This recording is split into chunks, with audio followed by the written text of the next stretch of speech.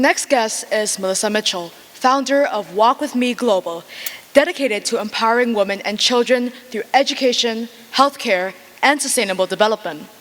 With 28 years of experience in HR, business startups, and operations, she works alongside local partners to address community needs and unlock potential. Melissa's humanitarian efforts over the past decade have brought relief and hope to countless communities. And today, she will share her talk, "We All Have the Power to Give Hope." Please welcome Melissa Mitchell.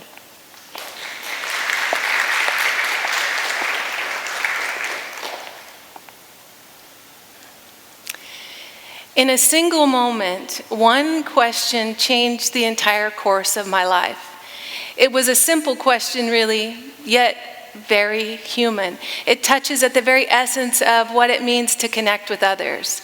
And that question, how can I help? When I ask refugees how long they think they'll be away from their home country, many say a few weeks, some say a few months at most.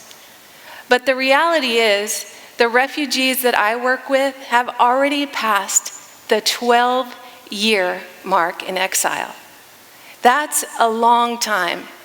Imagine you packed for what you thought might be a short trip, and then you got stuck for a lifetime in a place where you couldn't legally work or provide for your family. That's their reality.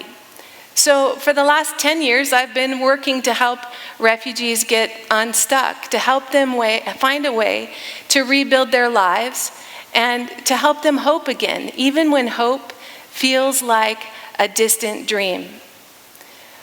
When I first stepped into a refugee camp back in 2014, I was overwhelmed. I saw nearly 1 million people, moms, dads, children, elderly.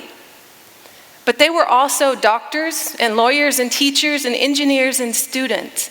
And they were all stuck in a place where they couldn't move forward. They didn't have a purpose. They couldn't rebuild their lives. And that's when the refugee crisis became real to me.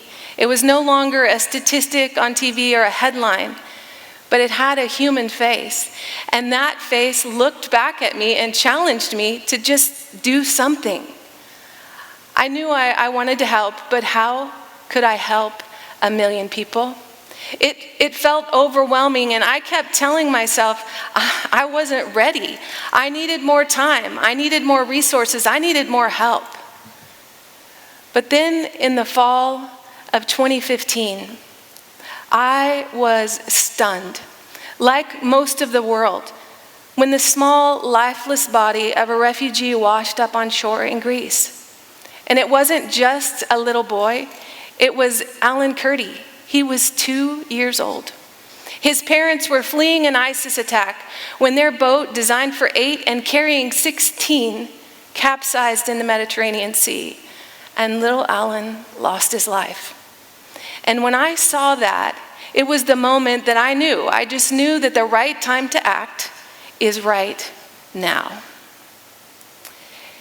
It's so easy to believe that helping people or helping refugees requires vast resources, or frankly, that it's a job for someone else more qualified.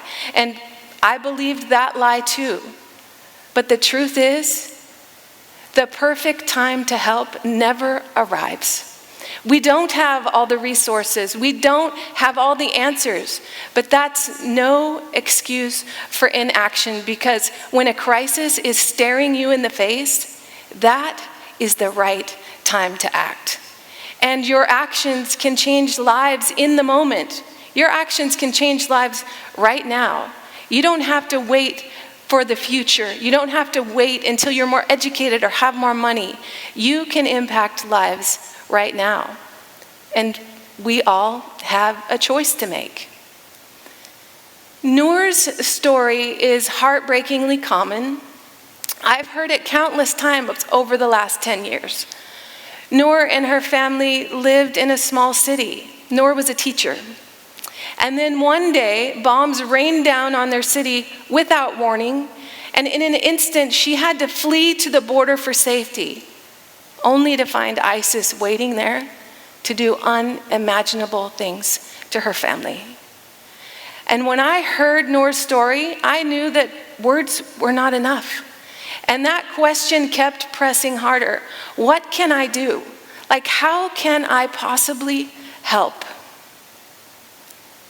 Noor was a teacher. What if she could teach again? What if she could reclaim just a little bit of dignity, just a little bit of purpose? What if she could hope again? Because refugees, they need more than food and shelter. They need hope. Because when you're busy just treading water, trying to survive with no end in sight, you have no capacity to hope. And here's the thing I've learned about hope. You can't conjure it up like magic. It's not wishful thinking. And hardships like war, they have a way of stripping away the noise, of redefining our priorities and showing us what's really important. Hope is something we can all give.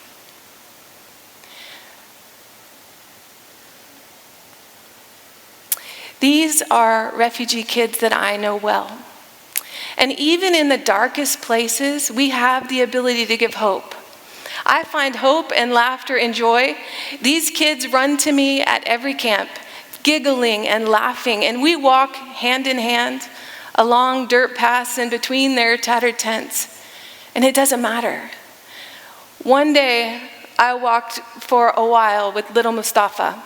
Now, I love this boy. He's bright-eyed, just a little bit naughty.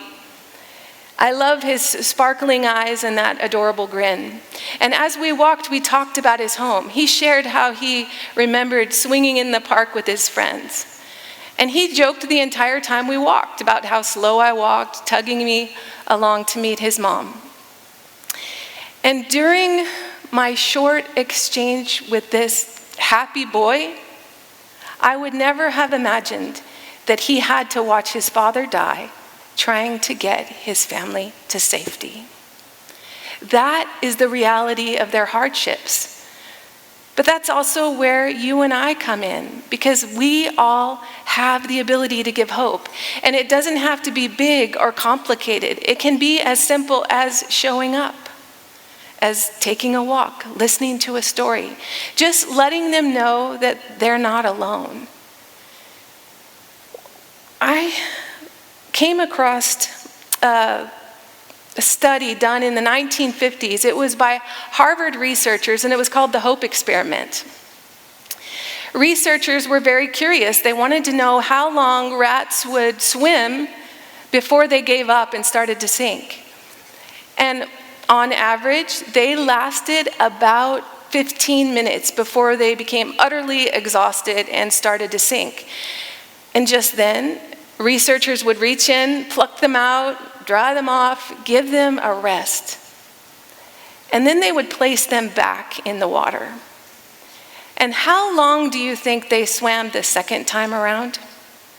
1 hour? 2 hours? That was my guess. No, they swam for 60 hours. Why? Because they had hope. They had hope that someone would eventually help.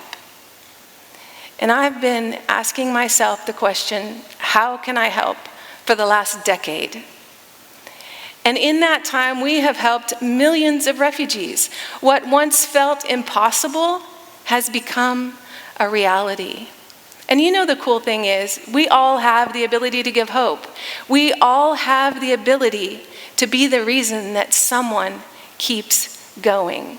And so I want to challenge you today to ask yourself this question, because we have a lot of problems in the world, locally and globally. But I challenge you to ask yourself this question: how can I help? Because I know that hope begins when we ask that single courageous question. Thank you.